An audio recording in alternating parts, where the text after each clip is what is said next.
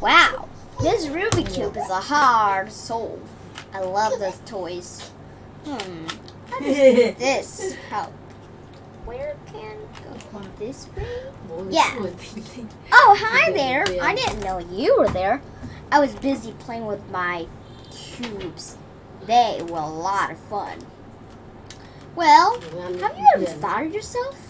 Huh, I'm bored. I wish I can play with something. Well, you can get yourself a Rubik's Cube. You can invite your friend over and play card. I just wonder who made games. And maybe you can play board games, which I have to say lots of fun. But who made those things? Well, today we're going to explore who made those things. So we're going to read a book about who was Milton Bradley. He was the one who made board games. I didn't read books about him first before you. Of course, you know, he kind of looked like an artist. But actually, I see this is board games, and down here, there's stuff like this, and I know it's a board game. Now let's read this book to find out. And if I already read this book, you're probably wondering, why are you reading it again? Well, I don't remember how I have read them before. But well, let's read them again. If I have already read them, but I remember I haven't read them. Now, let's know a little bit about this guy, and then we're going through all about him. Okay? Who was Milton Bradley? One September evening in 1860, a young man stepped into a train in New York City. He had taken 3 trains to get there from Springfield, Massachusetts. Milton Bradley thought Springfield was a big city, but was nothing compared to New York. The streets were crowded with people, horse, carriage. Everyone seemed to be in a big hurry. 23 years old, Milton noticed how the people were dressed. The women wore fancy hats with feathers and dress trimmed in lace. The men wore all tall hats and suits with shiny satin vest. And they got umbrellas. The women got umbrellas. Milton thought they looked like they were all wearing their Sunday best, and it wasn't even Sunday. But he hadn't come all the way to New York City to admire the fashion. He was there to convince people to buy and play games. Well, you're probably wondering, game is not good. But I think board game is very good for children to play with. Even grown-ups these days still go to the toy store and get those stuff and play. Well, a lot of people play games, board game. Some of them are very serious stuff to win, and they kind of practice a lot. Yeah, and they're even some game even go in like competitions. Yeah, to see who's the best in the games. Obviously, that kind of game is very serious. Or that kind of board game is very serious, you know. Well, now I have to say, some of the board games kind of like for grown-ups to play, and children can play them too if they like to. And I have to say, some of them are pretty good. I don't even know how to play some of them, but I do know how to play them, a lot of them. But I don't know a few of them. Okay, let's see what about this guy do. So the next morning, Milton bought a hat and a suit he would fit in with the New Yorkers. That means you're wearing the suit and a long hat like other men do. Yeah? Then he took the few samples of his games, a pencil and pen, plus small games and toys. He found the manager. How do you do, sir? I'm Milton Bradley of the Milton Bradley Companies of Springfield. I've come to New York City with some sample of our new and most amazing game, sir. Milton showed the man the checkered game of light. He explained how a player moved across the red and white checkerboard, making both good and bad choice about life. He said that people who loved games would find entertaining. People who usually thought games were a waste of time would find it educational. Well, I think some people thought games are just kind of like a waste of time playing. But when they play, they would kind of like, it would be fun, it's educational. Yeah. After sitting out with Milton, playing the game, the store manager bought all of Milton's sample games. Milton returned to his hotel to pick up more. He bought samples at a different store. They bought them all. Only 2 days, Milton sold the 100th game he had brought with him. Milton was thrilled and proud. He had believed that people would see themselves in the checkered game of life. He had been right. Milton was only 24 years old when he decided to put all his energy into becoming a game maker. Probably. Well, the game maker had to be kind of like very full of imaginations, yeah, and they could make games. See, now you probably said, now they all use phones and stuff like that, make gaming phone. Well, that's just a kind of like heard that and that wasn't healthy. But so except for making games like that, like in the teaching only these days, some people make games like board games, like Milton Bradley. Okay, you see. Now, over 150 years later, people are still playing game created by Milton Bradley Company, and the game of life is one of the most popular board games of all time.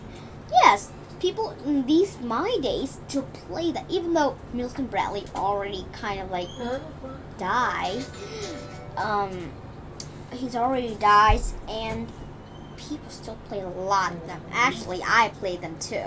I play with my friend.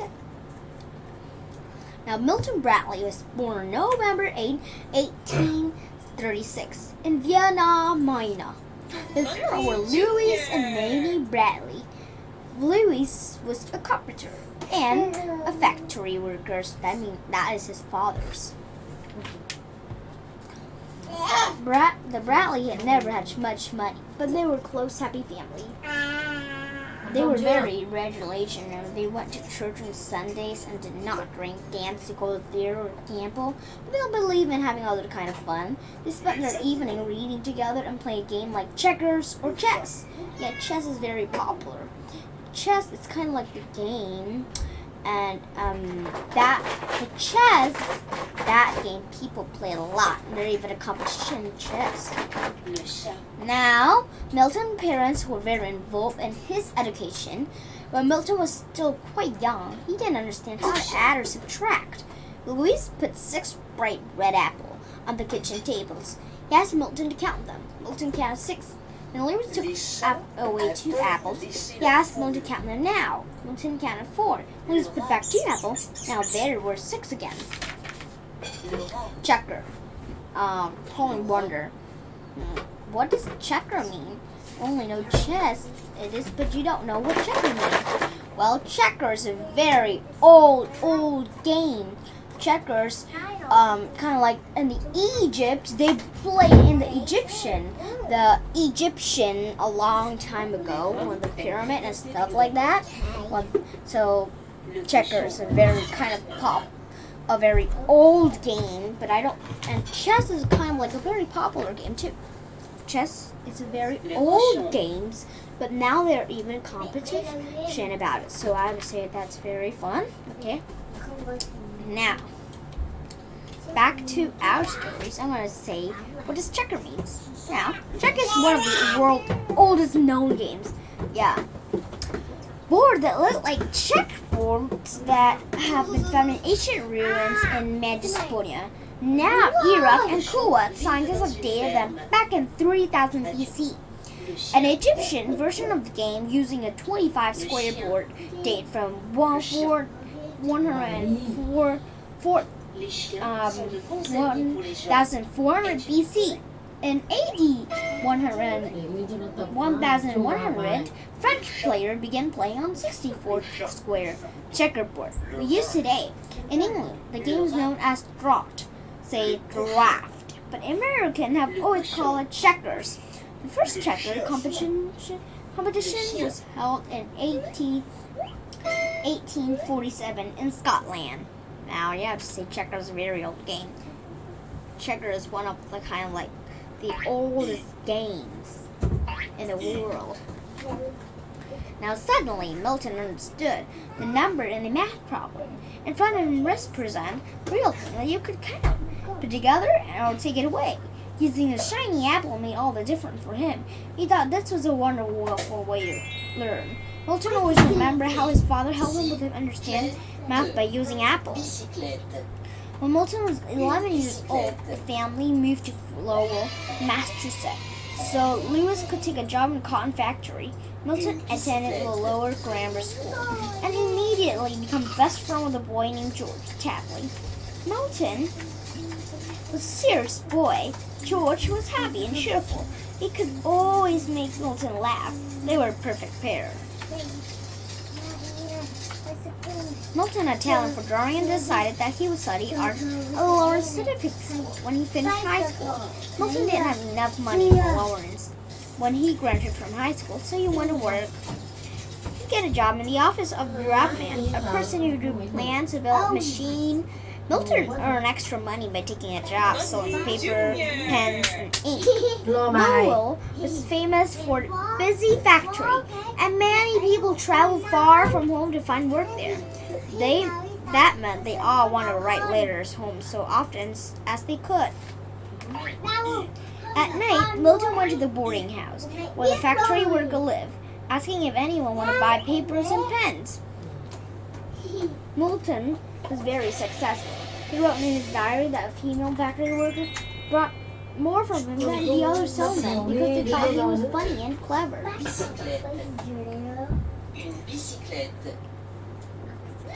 In 1855, Milton finally had $300. He needed to enter a Lawrence Scientific School. When his 2-year art course was nearly finished, Milton's father found better jobs in Hartford, Connecticut. Milton recently left school and moved to Hartford with his parents.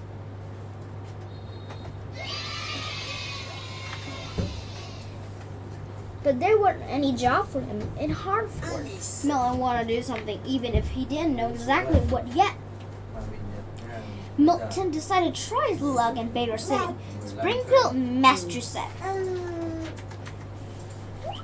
Chapter 2, Springfield. Milton arrived in Springfield on a warm June day in 1856.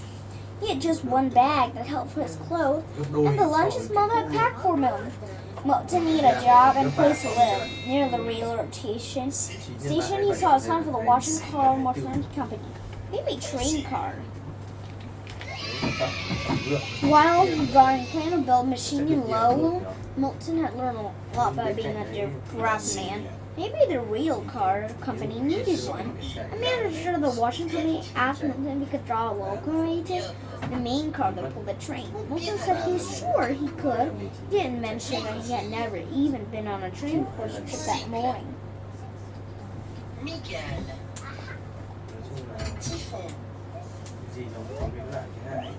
The manager gave him some paper and pencil. Milton saw a picture of the motor parts hanging on the wall of the room. He based his own drawing on them. Then the manager looked at his work. He offered Milton a job. Milton gladly accepted, then celebrated by buying a 5-cent glass of lemonade. Milton lived in a boarding house at first, but then when another Western employee offered to rent him a room in his house, Milton was happy to move. While Milton lived there, he met his sister-in-law, a power worker. He was visiting from Boston. Her name was Valena Eaton.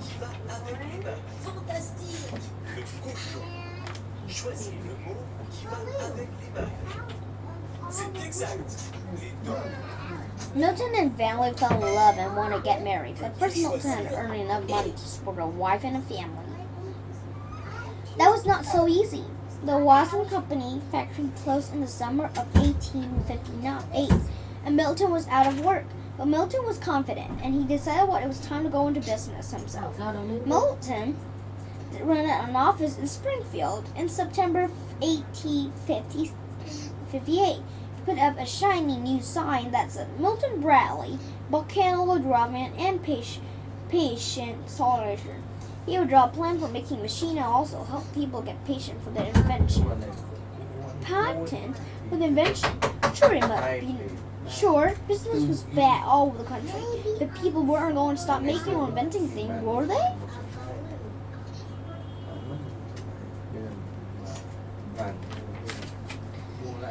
What does patent mean? Patent grants the right to the particular invention to the inventor. A grantory that the inventor is the only person who can make or sell the invention. A patent is a kind of protection that allows people to brand or trademark their invention so people know who created it.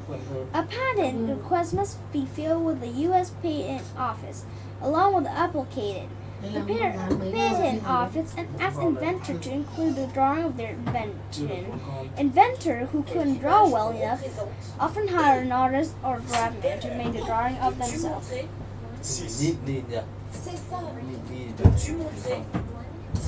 Milton smiled at his son and went back into his office. He sat down on his brand new desk and waited for a customer to start coming in, but no one came. People didn't seem to have money to make new machine or deliver their new invention. Milton began to worry. He had used most of his savings to start his business. He was running out of money.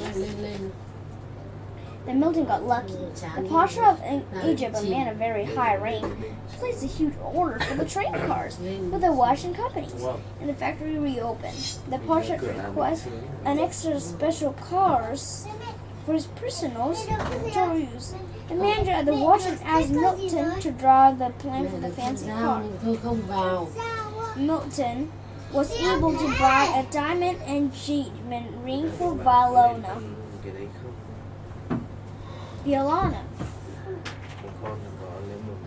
The watcher company gave Milton a frame print with a drawing of the special train cars. Milton was intrigued by the picture. Had been created using a fairly new form of printing. Milton had an idea. He could open a print shop and start legal their business. Chapter 3. Let's play a game. Milton's old friend George Chapley worked for a company in Rhode Island and also printed lithographs. Milton visited George and learned everything he could about printing. After 2 weeks of studying, he bought a printing press and went back to Springfield. In May 1860, Milton put a new sign outside his office on Main Street.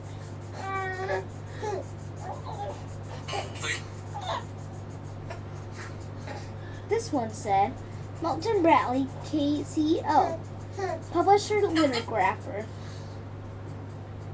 Business was good, but late summer things began to slow down. In the United States, the northern state and the southern state were divided over the issue of slavery. Many people feared they might be in a war. They were too worried to spend money. They weren't interested in expanding their companies. Business seemed to slow through the country.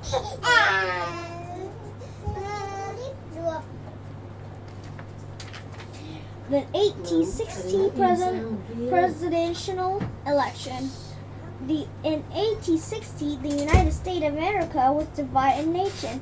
Most Northerners wanted a president who would outlaw slavery in a new statement.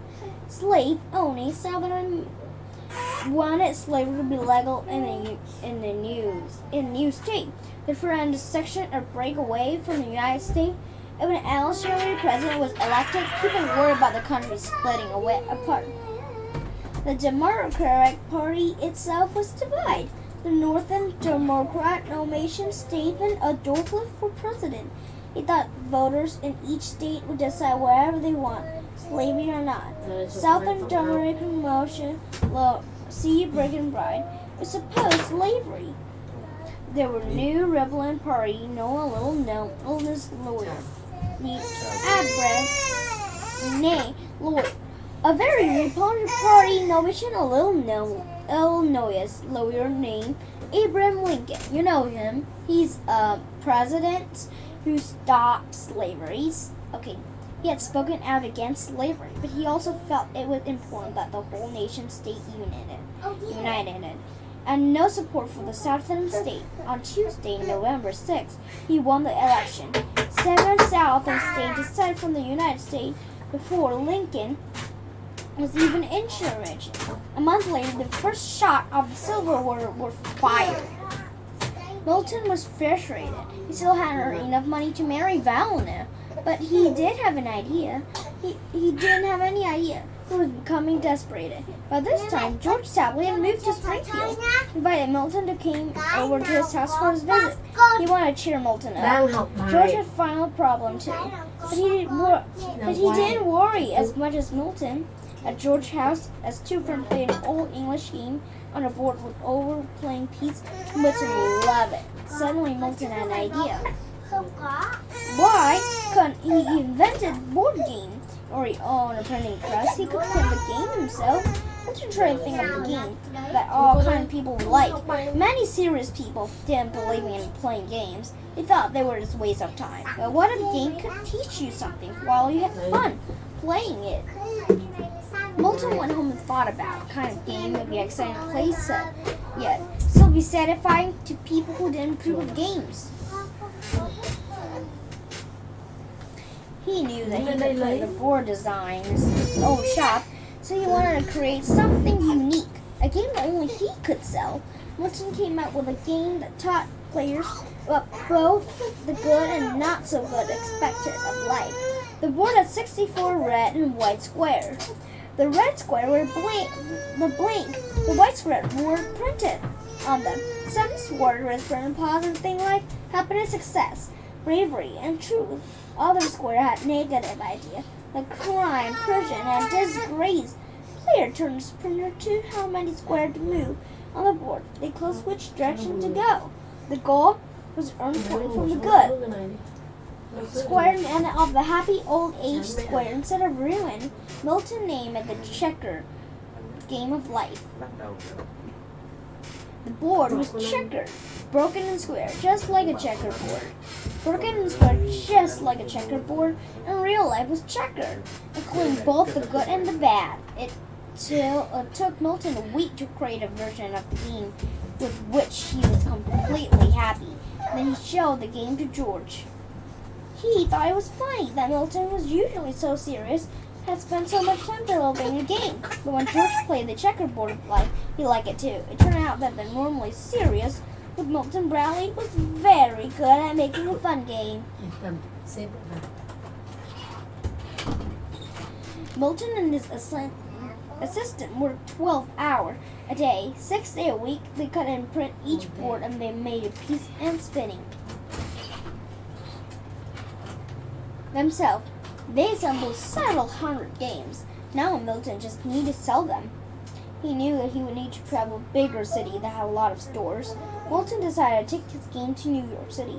He worked with an assistant to pack up 100 game boxes he had designed and built. And Milton's trip to New York was a big success. He sold the checker game of life to stationery store, department store, and even newsstand. After all the games were sold, he had more and more things to do. He wrote into Violetta and asked her to choose a day for the weddings. Chapter 4. Entertaining the troops. Milton returned to Springfield, but did not go right back to making the games. The presidential election says less than 2 months away. Milton hoped that Abraham Lincoln would win the election. Milton, like Lincoln, was against slavery. Many other people in the Springfield area also supported Lincoln. Milton made thousands of print a photo of Lincoln looking handsome and clean-shaven because people were excited about the election. Milton sold a lot of the Lincoln portrait.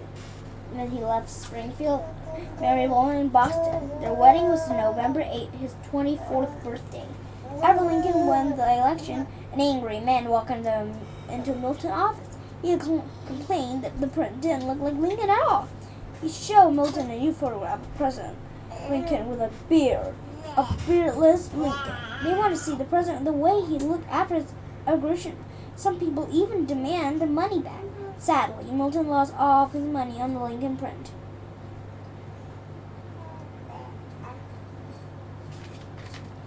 Lincoln whiskers. In October 1860, an 11-year-old girl named Grace Bell from Westfield, New York, wrote a letter to Abraham Lincoln. She told him that she wanted him to become president, but she thought he would look a great deal better with whiskers. She thought it might be more people vote for him. Lincoln wrote her back and thanked her for the idea, but said he would never have a beard and didn't think he could change now. And then he decided to grow on anyway. A few months later, after being elected with 16th President of the United States, Lincoln visited Westfield. He asked to meet Grace. He told her that he had been growing a beard for months. Just for her, today in Westfield, New York, there's a statue showing President Abraham Lincoln meeting young Grace Bell.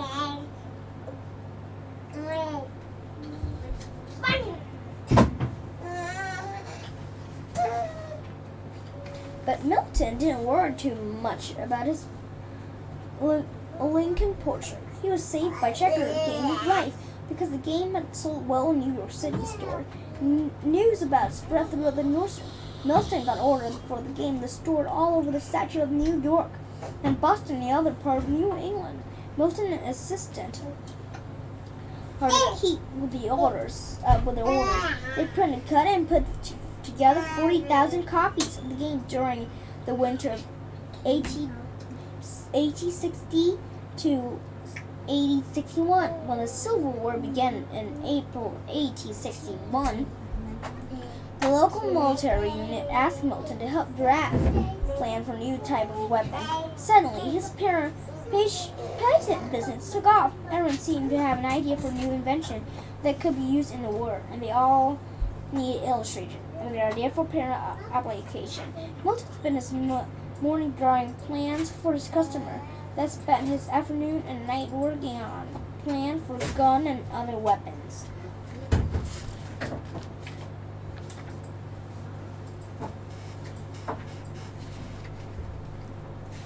Milton really wanted to join the Union Army, but the Army commander in Springfield wouldn't let him. He told Milton that designing the new gun was the most important job he could be doing. Milton understood, but he wished he could do more. One day, Milton walked by a group of soldiers at a nearby camp. They were standing around by a nearby camp. They were standing around fire, trying to keep warm on the cold fall day. Milton thought they looked sad and bored. He realized the soldiers didn't have much to do when they were marching or fighting. Milton believed that fun was important. He even thought it might help people get through a hard time. How could he help soldiers have a little bit of fun?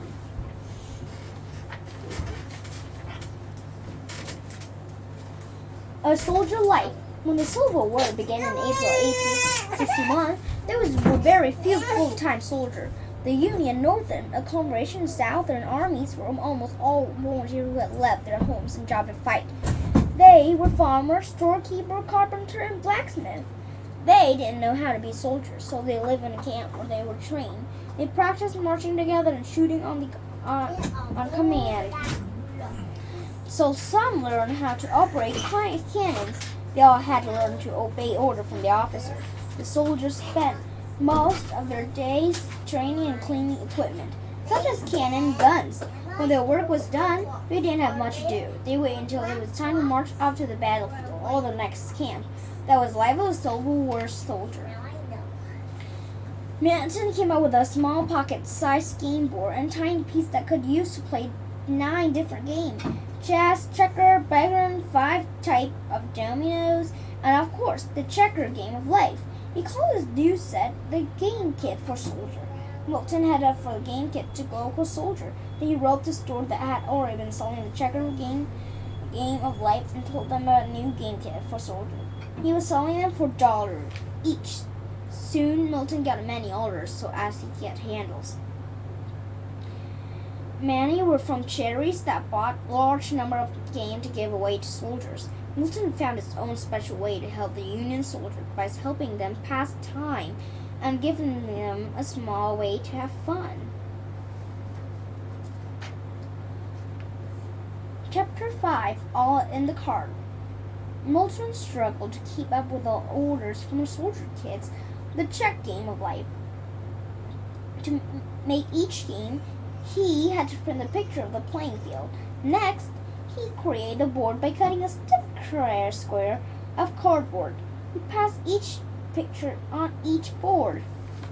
Milton also had to cut out every piece the player used to move around the board as well as the cardboard spinner. Then it all had to be packaged in a box. It was a lot of work.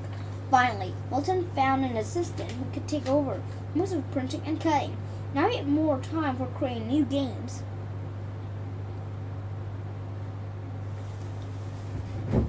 Milton's next game was a pack of cards called Modern Horatian or Picture Writing for Time. Horatian were an ancient Egyptian form of writing that used picture writing for the time. Meant that the puzzle were about a current event. Instead of using ancient hieroglyphics, Milton used a rebus to spell out word and phrase on each card. What is a rebus? Well, it's kind of like something like a puzzle. You need to say, like, this is eyes, the eyes, this is a heart, and you. So it's like eyes, love, you. Eyes, heart, you. That means I love you. See? A rebus is a puzzle that uses a mix of picture, letters, and numbers to spell out words and sentences. For example, a picture of an eye, a heart, and a letter U is a rebus that spells out I love you. Rebuses are related to pictogram, an early form of writing. For picture represent word. Today, rebus appear in a way to write text message and using emoji. URGR8 or like these kind of emojis. Yeah, that's what we use today in phone and computers. The cute rebus puzzle card were a huge success, but then created a problem with Milton. He had to keep inventing more puzzles. Luckily, the game fans came to the rescue. They started to send Milton their own puzzle ideas. Milton used the best one in a new pack of cards, and he sent each card payment for their puzzle. Milton wanted people to have fun with this game, but he also hoped they could learn something. This next pack of cards focused on history. Patriot eras or who's traitor. And imagine a military leader from U.S. history on each card. Player 1 point to correctly identifying the person on the picture. Milton liked to keep his card up to date, so he even included generals who were fighting at the time in the Civil War. But at 1864, the Milton Bradley companies was too busy for Milton to handle with just one or two assistants. Milton asked George Tapley if he would like to join him to be responsibility for running his office and the factory while Milton developed new games. But George was busy working for a newspaper publisher. He didn't join the Milton Bradley companies. Instead, he loaned Milton $10,000 to help it grow. He suggested that his brother J.F. Tapley and his business card proclaimed Brian handled the business for Milton. That sounded fine to Milton. He liked being successful, but he really just wanted to invent games. Now, this is the end of this book. This is the end of today's book reading. I'm going to read chapter 6. Later with other chapter like 9, 6 and stuff like that. Now, on that chapter, I'm going to give you a hint. Tomorrow, I'm going to read a book about moving toys. So it's toys that children can play. Kind of like toys and moving. Borrow your eraser? So this is the end of this. Goodbye. See you later.